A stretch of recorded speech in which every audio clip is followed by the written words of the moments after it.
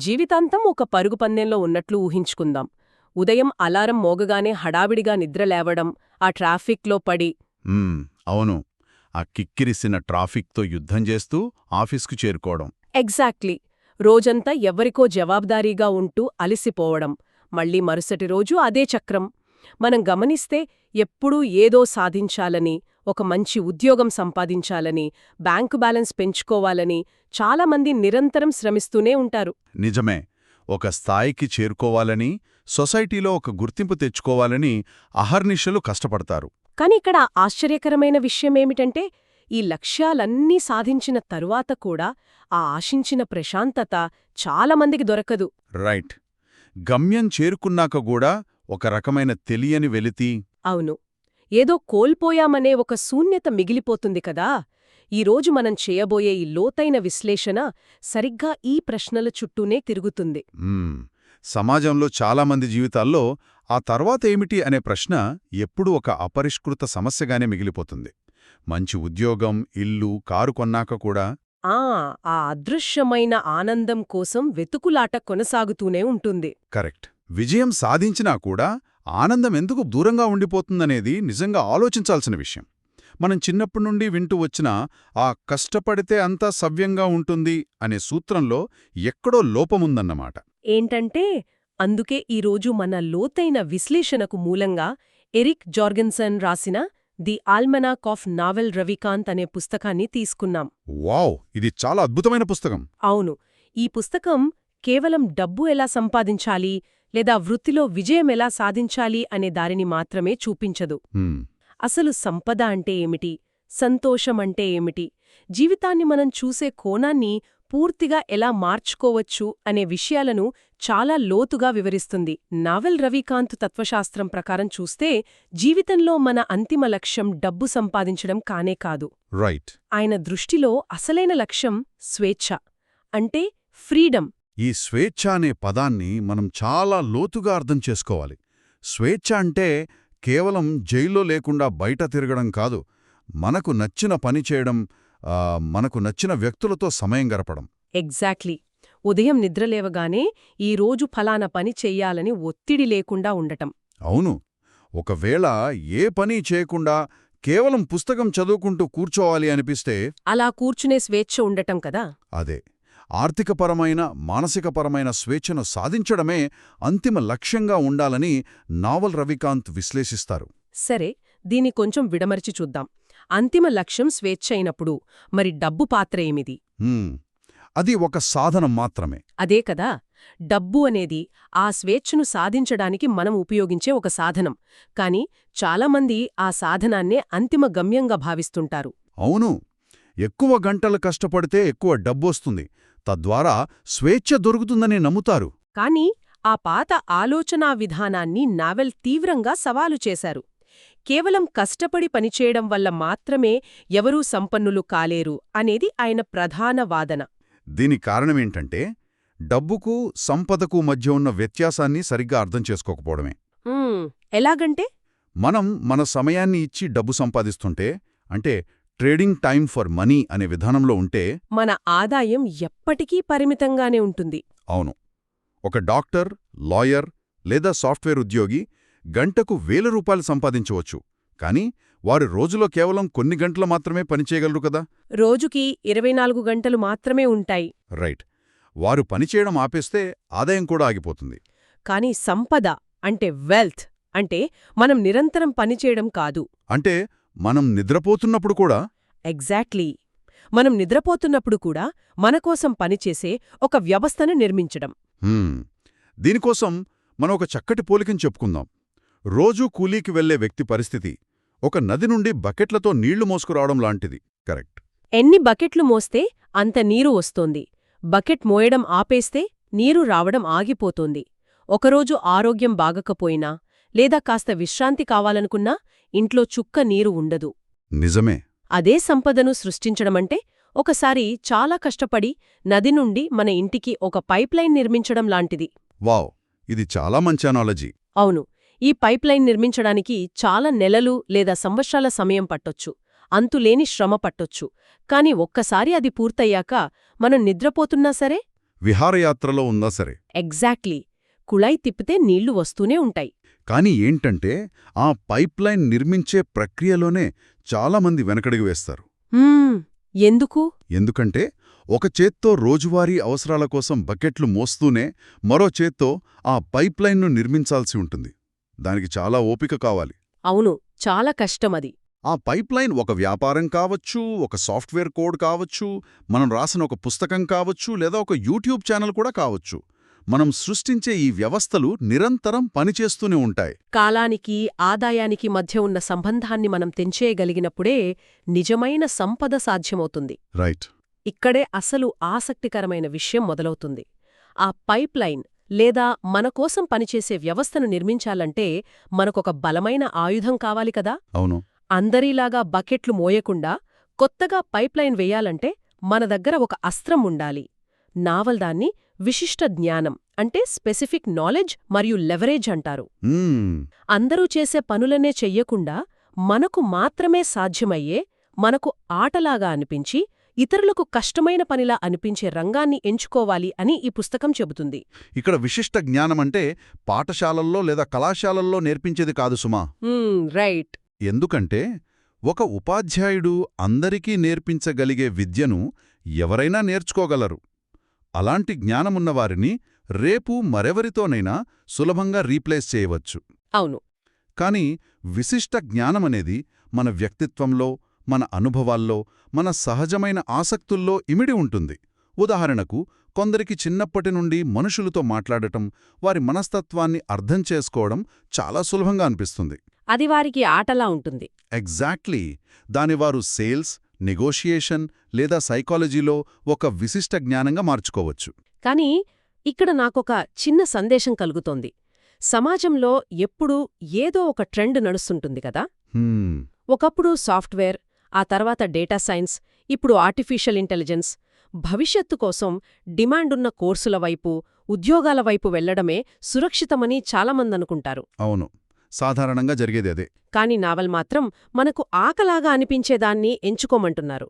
అలా గుంపును వదిలి వెళ్లడం, డిమాండ్ లేని రంగాన్ని ఎంచుకోవడం పెద్ద రిస్క్ కాదా? ఇక్కడ ఆశ్చర్యపరిచే విషయమేమిటంటే, భవిష్యత్తులో ఏది డిమాండ్లో ఉంటుందో మనం ఎన్నటికీ ఖచ్చితంగా ఊహించలేము. కేవలం ట్రెండ్ చూసి ఒక రంగాన్ని ఎంచుకుంటే అందులో మనకంటే సహజమైన ఆసక్తి ఉన్న వ్యక్తులతో మనం పోటీ పడాల్సి వస్తుంది. వారికి ఆ పని ఒక ఆట. వారు ఉదయం నుండి రాత్రి వరకు అలసిపోకుండా ఆ పనిని ఆస్వాదిస్తూ చేయగలరు. రైట్. వాళ్లను బీట్ చేయడం కష్టం. అవును. కానీ కేవలం డబ్బు కోసమో ట్రెండ్ కోసమో వెళ్లిన వ్యక్తులు త్వరగా అలసిపోతారు, బర్న్ అవుట్ అవుతారు.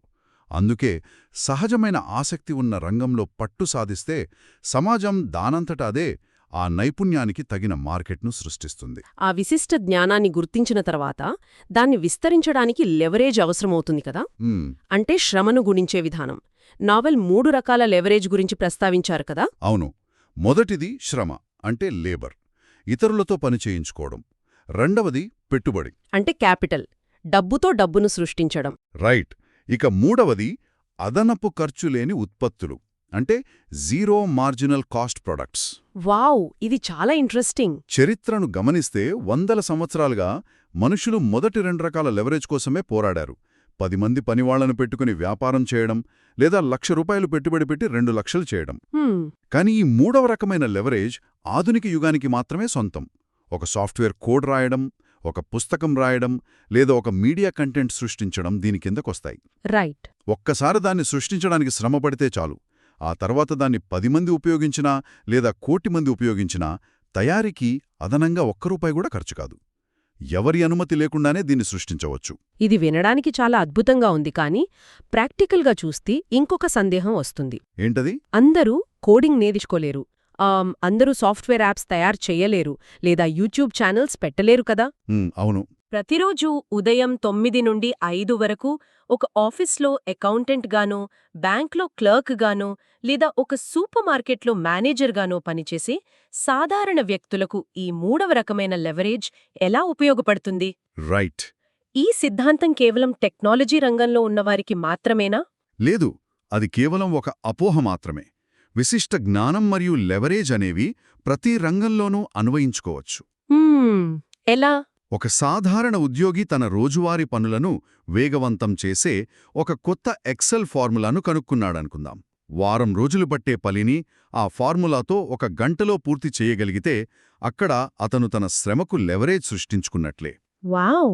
ఆ విధానాన్ని సంస్థ మొత్తానికి ఉపయోగపడేలా చేస్తే అప్పుడు ఆ వ్యక్తి తన సమయాన్ని కాదు, తన ఆలోచనను అమ్ముతున్నాడు. ఎవరైతే సమస్యలను పరిష్కరించగలరో, వ్యవస్థలను మెరుగుపరచగలరో వారు ఏ వృత్తిలో ఉన్నా లెవరేజ్ సాధించగలరు. అంటే మనం చేసే పనిని స్కేల్ చేయడం ఎలా అని ఆలోచించడమే దీనికి పునాది అంటారా? ఎగ్జాక్ట్లీ. అంటే ప్రతి ఒక్కరూ తమ పరిధిలో తాము పైప్లైన్ నిర్మించే అవకాశాలను వెతుక్కోవాలి.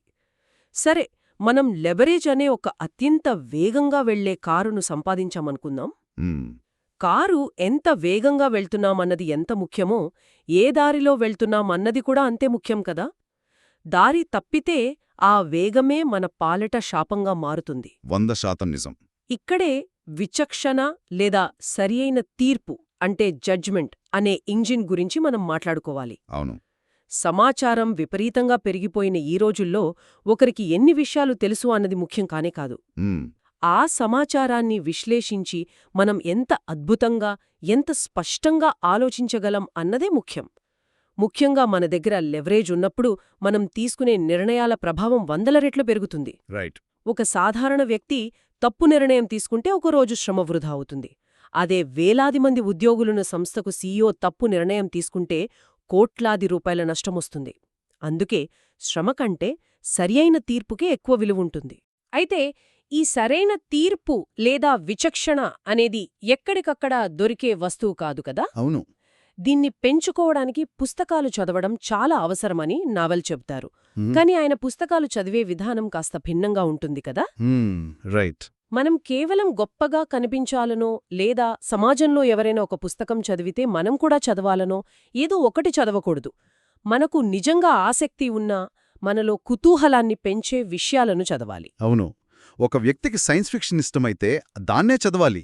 కామిక్ పుస్తకాలు ఇష్టమైతే అవే చదవాలి. ఎగ్జాక్ట్లీ. అలా కుతూహలంతో చదివినప్పుడే మెదడు వేగంగా ఆ సమాచారాన్ని గ్రహిస్తుంది. ఆ చదవడం ఒక వ్యసనంలా మారితే నెమ్మలిగా మన ఆసక్తి తత్వశాస్త్రం, సైన్స్ లేదా ఆర్థిక శాస్త్రం వైపు మళ్లవచ్చు.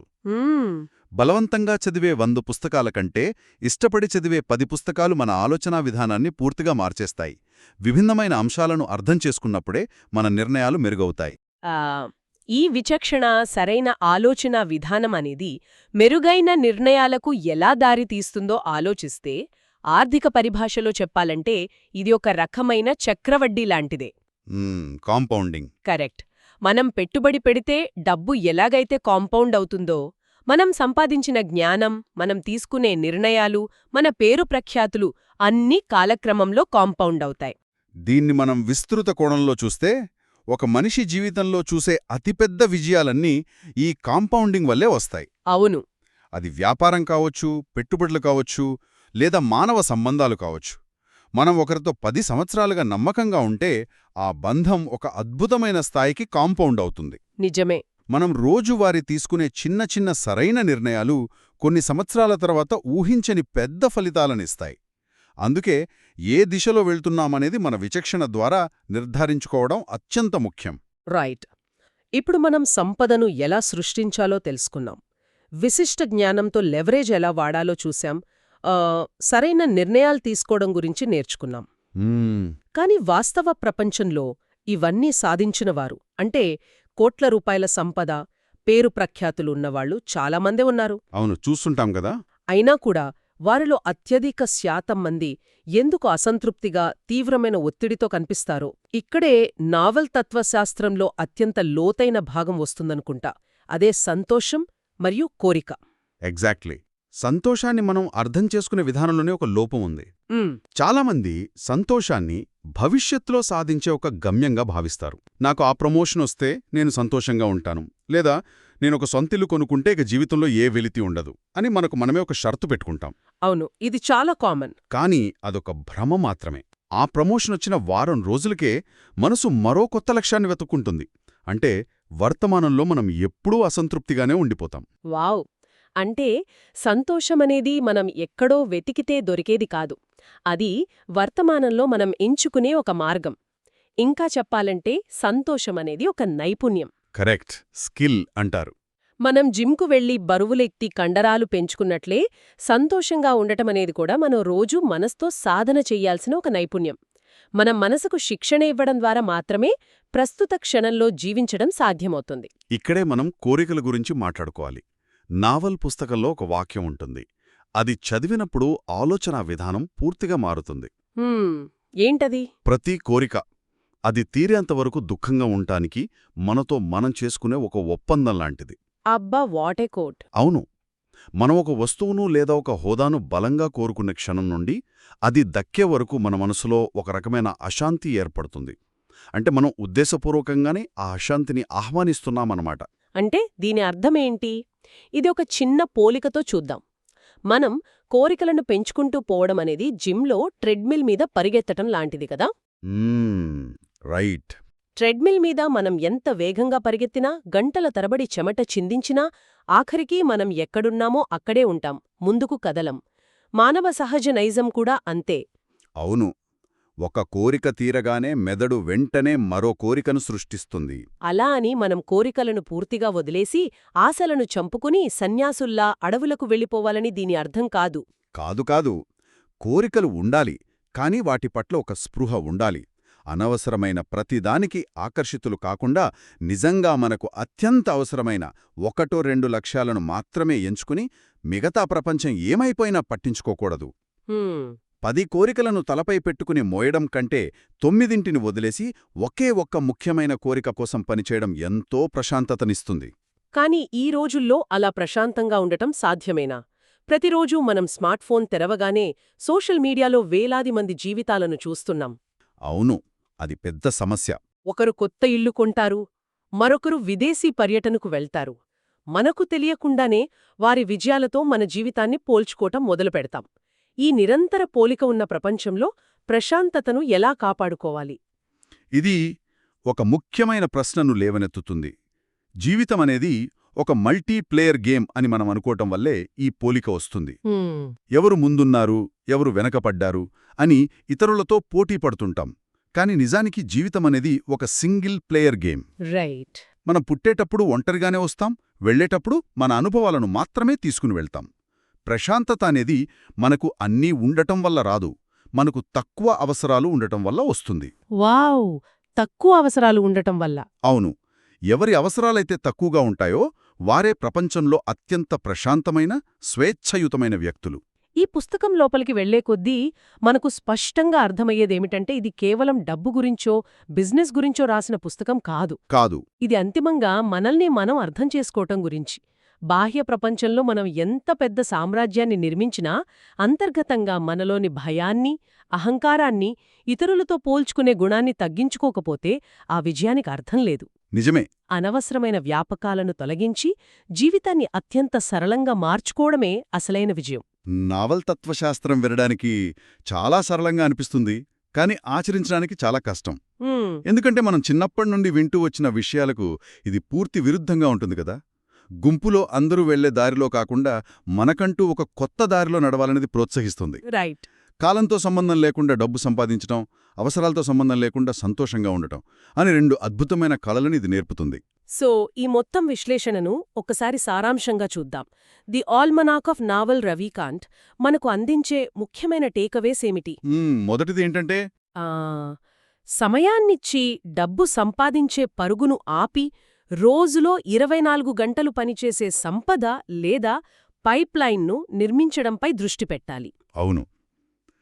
రెండవది, సమాజం ఏది డిమాండ్ చేస్తోందో అది కాకుండా మనకు ఆటలాగా అనిపించే మన సహజ ఆసక్తులతో ముడిపడి ఉన్న విశిష్ట జ్ఞానాన్ని వెతుక్కోవాలి. రైట్. మూడవది, సంతోషం ఎక్కడో భవిష్యత్తులో దొరుకుతుందని వెతకడం ఆపి ఈ క్షణంలో, వర్తమానంలో ప్రశాంతంగా ఉండటం ఒక నైపుణ్యంలా రోజూ సాధన చెయ్యాలి. మరియు చివరగా, అత్యంత ముఖ్యమైనది, నిజమైన విజయమంటే మన బ్యాంక్ ఖాతాలో ఎంత డబ్బుందన్నది కాదు, మనం ప్రతిరోజూ ఎంత స్వేచ్ఛగా జీవిస్తున్నామన్నది మాత్రమే. ఎగ్జాక్ట్లీ. ఈ రోజుల్లో నిరంతరం ఏదో ఒక సమాచారంతో నిండిపోయి ఉరుకుల పరుగుల జీవితం గడుపుతున్న చాలామందికి ఈ ఆలోచనలు ఒక దిక్సూచిలా పనిచేస్తాయి. ఖచ్చితంగా. ఒక అడుగు వెనక్కివేసి అనవసరమైన విషయాలను కోరికలను పక్కనపెట్టి నిజంగా ముఖ్యమైన వాటిపై దృష్టి పెట్టడానికి ఈ జ్ఞానం ఎంతో అవసరం. జీవితాన్ని సరళంగా ఉంచుకోవడమే అత్యంత సంక్లిష్టమైన కాని అత్యవసరమైన పని.